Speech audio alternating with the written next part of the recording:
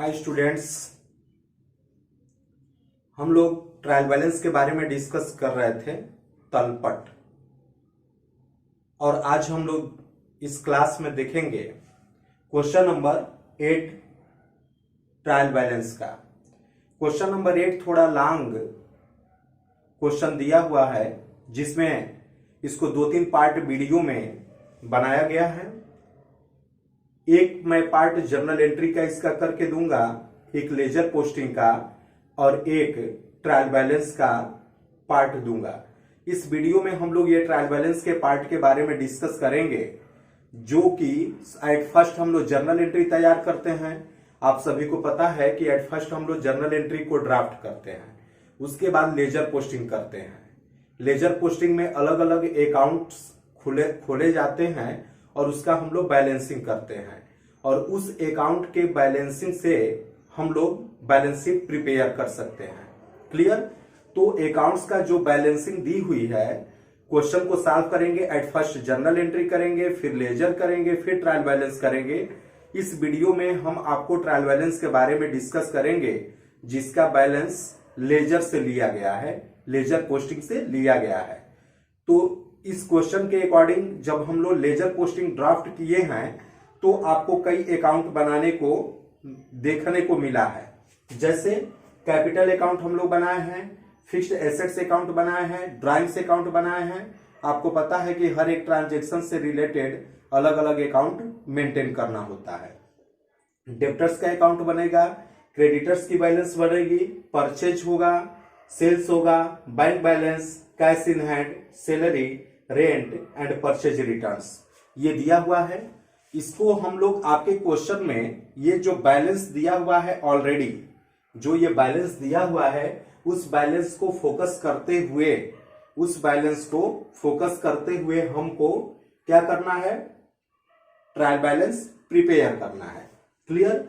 अब जैसे इस क्वेश्चन में हम लोग ये देखेंगे कि एक्चुअल में इसकी वैल्यू क्या होगी। कुछ हमारे ट्रायल बैलेंस में पहले से ट्रांजैक्शंस मौजूद है, जो आइटम्स मौजूद है, अब कुछ आपकी जर्नल एंट्री भी दी हुई है, और ये दोनों को कंबाइंड रखते हुए और कुछ लेजर पोस्टिंग करते हुए हमको रीड्राफ्ट ट्रायल बैलेंस का करना है। क्लियर? जैसे क्वेश्चन में लिखा हुआ है, question number 8, following is the trial balance as at 31 March 2015।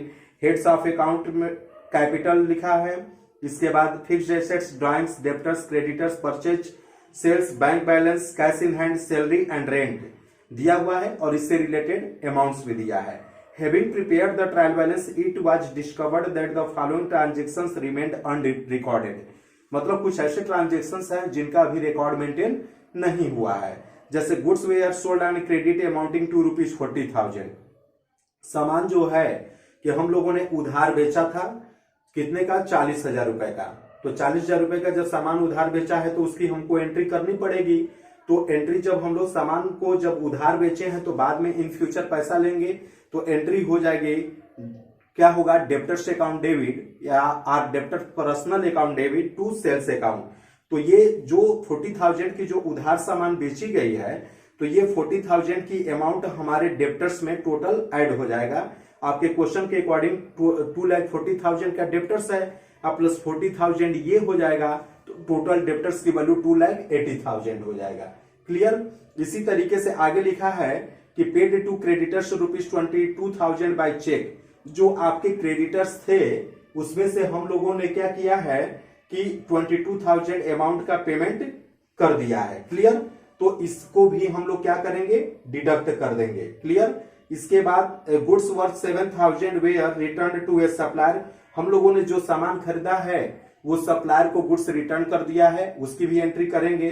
Paid salary ₹15,000 by cheque. हम लोग चेक से जब सैलरी का पेमेंट करेंगे, तो आपका एक्सपेंस बढ़ जाएगा, तो आप उसकी भी एंट्री करेंगे, salary account debit to bank account. और उसके बाद मैंने जैसे आपको कुछ ही जर्नल एंट्री मैंने बताया, इस जर्नल एंट्री का अलग अलग लेजर तैयार करेंगे, और इसमें जो ऑलरेडी ट्रायल बैलेंस में पहले का बैलेंस है, उसको ध्यान में रखते हुए जो न्यू बैलेंस को हम लोग लेजर में पोस्टिंग कर रहे हैं, उसको ध्यान में रखते हुए दोनों को का इफेक्ट क्या होगा, उसका बैलेंसिंग क्या होगी, उसको इकट्ठा करके उससे हम लोग ट्रायल बैलेंस को रीड्राफ्ट करेंगे। ओके, तो मैं आपको वही बताया कि इस वीडियो में हम ये सिर्फ ट्रायल बैलेंस के बारे में डिस्कस करेंगे।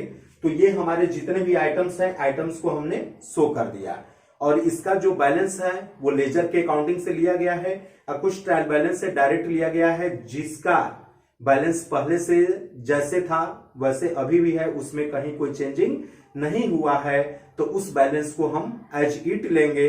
और बाकी जो लेजर बनाने के कारण जो बैलेंस फ्लक्चुएट किया हुआ है उसको हम लोग लेजर पोस्टिंग का जो भी अकाउंट मेंटेन किए हैं उसके बैलेंस से लेंगे। क्लियर? अब देखते हैं, जैसे आप देखेंगे अभी आप अपने टेक्स्ट बुक में ये देखें, ये टेक्स्ट बुक में कैपिटल दिया हुआ है 3,20,000, तो कैपिटल को हम लोग 3,20,000 शो कर दिए हैं क्रेडिट साइड में।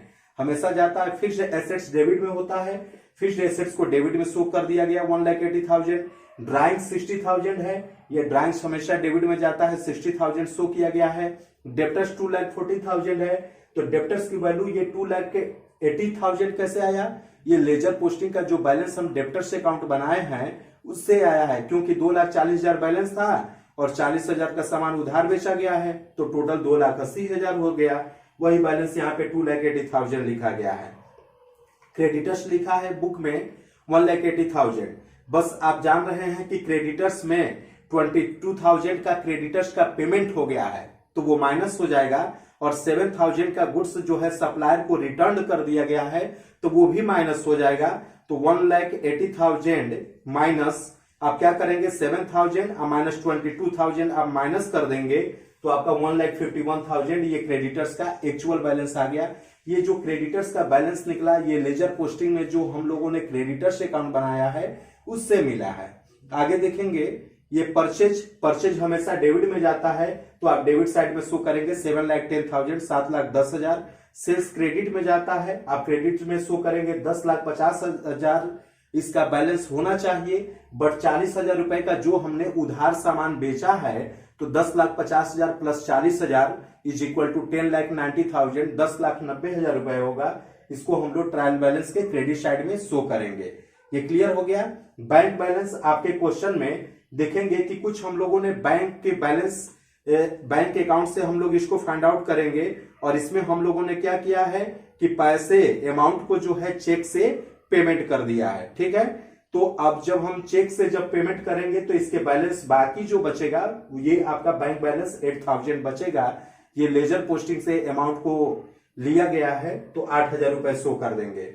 आपके क्वेश्चन में देखेंगे कैश इन हैंड 30,000 दिया हुआ है, तो आप कैश इन हैंड को 30,000 शो करेंगे।